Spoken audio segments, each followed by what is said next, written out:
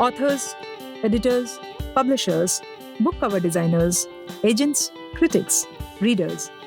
I am your host, Coralie Dasgupta, all set to ask some interesting, straightforward, and fun questions to our guests. Today, it's my great pleasure to introduce Coralie Bickford-Smith. She is an award-winning graphic designer and she has created several highly acclaimed book covers. She has a degree in typography at Reading University and lives in London. How are you, Coralie, and welcome to Book Lounge. Oh, I'm well. How are you? Great fun talking to you. And as we go to the questions, my first question to you is something that really fascinated me about your designs, that most of your work has a very strong element of nature. How does nature inspire you personally? Nature's so ingrained in who I am because I grew up in the countryside in Norfolk in England. Okay. And I was just surrounded by long stretching coastlines and lots of woods, and I was always outdoors, and I love drawing, so I always had a sketchbook with me. And I just think it just became part of who I am. And I live in London now, so I'm sort of miss the countryside so much that it kind of comes out in my work. It's part of my imagination. So, Coralie, do you still get to carry your sketchbook wherever you go? I mean, is that a passion? Just sketching or drawing? Yeah, I can be usually found on a bus travelling around London with a tiny sketchbook so no one can see what I'm doing. And what do you intend to do with them? Or that is your personal collections, like a personal diary of an artist? Yeah, it's just like my observations and my notes, and it's ideas. So it's where I come up with my ideas. Not for public consumption. That sounds so fabulous. Everybody must have some secrets with them. Yeah. So your website introduces you as designer of fine things, mostly books. How did this engagement with book cover designing happen? Well, again, when I was growing up, I was surrounded by books. So books and countryside are my big two things. Mm-hmm. And books became my friends. So either I had a sketchbook or my book, any book that I could get my hands on. And when I was a teenager, I fell in love with the work of William Blake. And mm-hmm. he really blew my mind because mm-hmm. he not only wrote books, he illustrated them, he printed them, and he bound them. So he did everything. And I just sort of thought, maybe there's a career for me in books.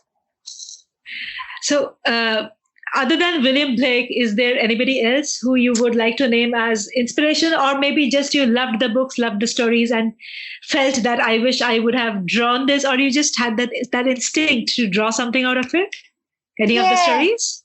I love the stories. I think I was looking at a lot of pictures as a kid, and it was like, I wish I could draw that. I wish I could create these worlds of pure imagination. I really love William Morris's work and his pattern. Okay. So I kind of sneak a lot of pattern design into my book covers as well. Okay. So what is your cover designing process? I mean, do you work on a brief, or what kind of meetings do you have? Or do you try to take in-depth knowledge of what the product is all about? Or you just take a brief and concentrate just on that core communication? Oh, I'm so much into the words. I get a brief, and then if there's a manuscript, I will just devour it. I'll read as much as I possibly can about a book, and I will research the author. I do a lot of classics. So I research not only about the period the book's written in, I research the bit about when the author was writing it, what society might be like at the time. And then I look at a lot of what happened there graphically, politically, and then it all just sort of melds in my mind and comes out as something else. Oh, that's quite some work, no? Because if you're talking about understanding the story and then going back to the period that particular novel or story covers, and then researching out the kind of market during that time, that's quite some work. It is. So are you very, I'm prompted to ask you that, are you very choosy about your work? Because this kind of research, if you're putting in each and every project of yours, you probably don't have time for too many. I do what I'm given. Like, things will just land on my desk. My art director will say, "Oh, this book really suits you," and I've sort of got. I've kind of got a system now where it won't take me as long, but there is a lot of reading, and I'm just obsessive. And part of me wishes I could do my job faster, and my art director wishes that too. But I just really like to be confident that I'm doing that author the best service that I can give them. I really respect the work that they put into, their books and their writing. And I feel like a fraud if I took shortcuts. It kind of gives me the confidence to say, yeah, I'm really proud of this cover. I'm really proud of illustrating that author's work. So obsessive. No, I don't think that's obsessive. That's more about an entitlement towards your work, the responsibility that you have been bestowed with. So that's something to learn from. Yeah. Are there any specific genre of books that you love to work for, or you take each and every book as it comes? I do have my favourites. I absolutely adore the Penguin Clothbound Classic series that I've been working on for 10 years now, just over 10 years. So that's where I get to really put in, I read the text, I find a symbol that sort of relevant and embodies it. And then I create a pattern out of it. So, and then I use my favourite materials that I can use in the book binding, which is the foil and the cloth. I don't know if you've seen those books, but the foil is embossed, stamped into the cloth, and they're just so tactile and gorgeous. Lovely. So, Coralie, has there been any book that you have read, or do you actually find time to read just for pleasure of it, or work reading takes all of your time?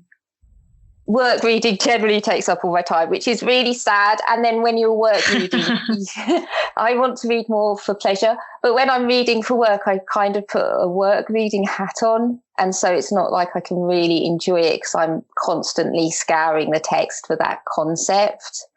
But it's brilliant to have a job where you read. Yeah, I can completely probably, relate to that, because if reading is a part of your job, then that cannot be your pastime as well. Yeah. Right? But have you ever read any book which you just read and you felt that, oh my God, I wish I would have done the cover? Yeah. I read Philip Pullman's books. Have you heard? And I love his books so much. And I wish I'd done the cover for one of his, but I feel that it would be a great responsibility, and to sort of say I want to do that, and then if I failed at it, I'd be miserable. There's always an element of self-doubt. No, fantasy, everybody has the right to fantasy. And you are a deserving one. Even I would fantasize something that you desire and deserve. I don't deserve, but I still desire. Oh, you're so sweet. Thank you. So, what are the professional challenges that you have to face being in your profession? I think it's what I've just touched on. It's sort of self-confidence. So I'm quite anxious as a person, and I'm not very good at talking about my work, and I'm not very good at promoting my work, and I was very shy as a kid. So I think it's been a lot of lessons in sort of finding that balance to be able to talk positively about your work, which I still fail at a lot. And I can see people go, oh, no, don't. Why are you so down on your work? But I just think that is something that a lot of people struggle with, and they see people achieve things and they think that they can't do them. But when you really dig down deep, you realize that the people that have achieved things do things in really small steps. So if you look at my body of work, you might think, oh my God, she must be so confident. And then you think, no, I'm just out there to say it's all about small steps and loving what you do and being kind to yourself. So yeah, that's my personal challenge, and that's something that I will wrestle with forever, I think. Being a creative person, how do you manage to be kind to yourself? That is something every creative person would have to ask, Coralie. If you could just help us make it easier. I'm so mean on myself. And I think like I can sit and work, and if I'm not getting an idea, I'm just so horrible. The voices in my head are so mean. And I think learning to stop and say, wow, that's really cool, and not project it onto other people. Other people aren't thinking that. That's coming from your own brain. Just being able to stop and say, do you know what? I can't do it all the time. I'm going to have a break. I'm going to watch some TV. I'm going to go and eat some nice food, just simple little things. And I do yoga, which really helps. Just giving yourself that time when you're not forcing yourself to do something, be creative, allowing yourself not to be creative sometimes, and realizing you're just human. Does that make sense? Totally. Yeah. So we were just talking about your creation process. And so do you prepare a list of options for your clients, or is it like you just work on something, come out with something and show it to them, and they suggest the modifications and you go with it? Or do you have options for them that this is a few layouts that I have in mind and I'll progress with the one that you choose? How does it work for you? Options. I think sometimes you can come out with a perfect thing and you can convince someone that that's the thing to go with. But most of the time, I feel that, especially in Penguin where I work, it can be quite a collaborative process. So somebody can say something and you go, no. But then with time, you think, actually, they're right. And we can, if we work together well, we can create something even better. So I do options. I think it's quite nice to sort of give that author like the different routes, different ideas, and then sit down and chat about it with my art director, and then marketing sometimes get involved. And yeah, people really know what they're doing, and I'm still everyone's still learning, and I love people having input. So since you work on options, there must be a few rejections as well. How do you handle that? I mean, do you take that personally, or handling rejection is something that every person at every level in every profession has to go through? So your insights would be very, very important for everybody who's listening to this. Yeah. Like as a designer, you're trained to deal with that from at Reading University. I did take it personally. I did find it really hard.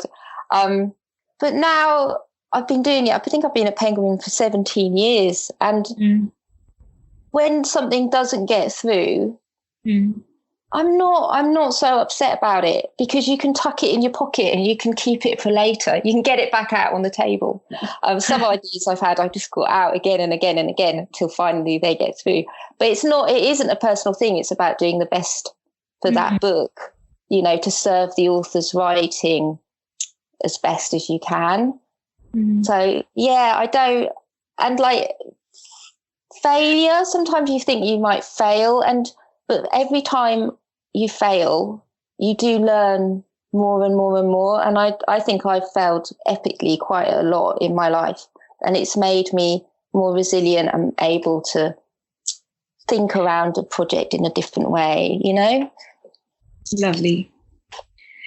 So tell me one of the most inspiring experiences that you may have had in the course of designing a book cover. Yeah, well, one time I was reading Seneca to design a cover for Letters from a Stoic, and I was also working on my second book that I was writing and illustrating, and I was so stuck, and it was about a very anxious worm. And I was so stuck that I thought, right, this is a time to be kind to myself. And I picked up his other short essay on the shortness of life. And I was reading it in the bath, trying to forget everything. And I read this quote, and it's, but life is very short and anxious for those who forget the past and neglect the present and fear the future. And it just summed up exactly my anxiety, my creative block, and it inspired me to be more in the moment. And I love that my day job exposes me to ideas and thinking and arguments that lead to me escaping my own mind sometimes and liberate me. So, given that you have published your own books, does it help in any way in your understanding the vision of other authors that you are working with?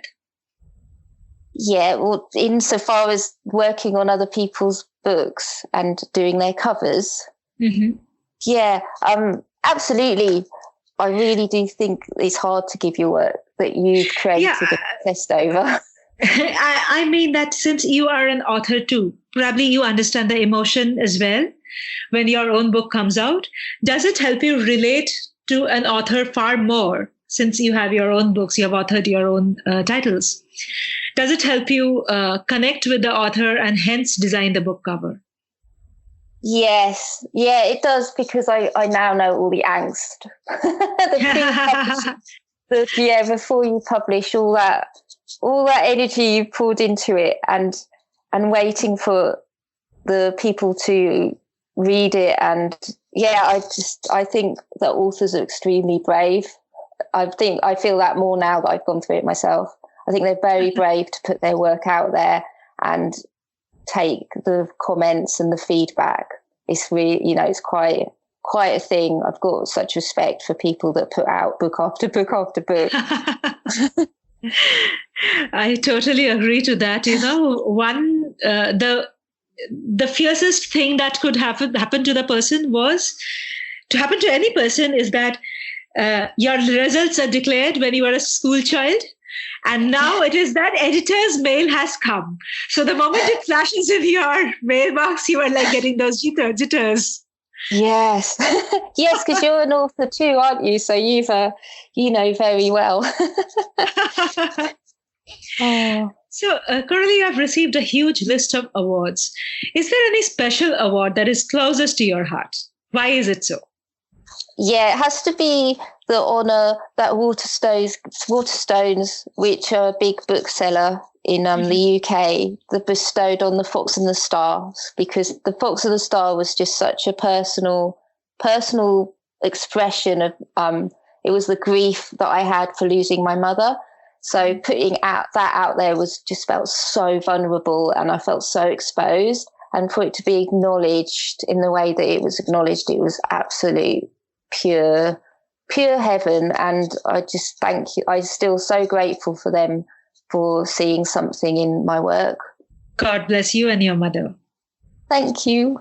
She's still around. Of course she is. I'm sure she is, and she is blessing you. Your next book is coming out in March. Why don't you tell us a little bit about what it is about and how you went about creating it? It's about a bird, and it's about a kind of a love song that the bird sings to a tree. And it's the bird experiences the world in its own way, and it meets all the other animals in the tree and realizes that everyone is connected to nature and the tree and the world around them. I haven't got my elevator pitch sorted yet, so but it's a love story, and it's full of song and joy and happiness. And yeah. You were about to say something else, and I am a reader. I mean, right now I am a reader and I am a book lover. So the moment you say "and," I wait to hear more. Yeah. Please go ahead. So, Coralie, the last question that I have for you is: what is your life goal? You are an author. You are a cover designer. You have a list of awards to your credit. You have studied and picked up degrees from the best university. What is your life goal? Where do you see yourself going? Well, I thought long and hard about where I want to go next. But in reality, I just want to be really happy, healthy, and I just want to be around my friends and my family and just be creatively fulfilled in whatever way that comes along. I and also just be able to dedicate my time to what I love doing, which is making stories and illustrating. So I'm kind of lucky that I'm doing what I really do love, and it's been a long journey to get here. So at the moment, I'm just enjoying it.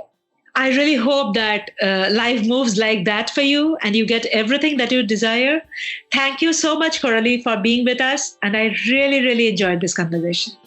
Thank you so much for having me, and thank you for your lovely introduction. Totally my pleasure. Thanks once again.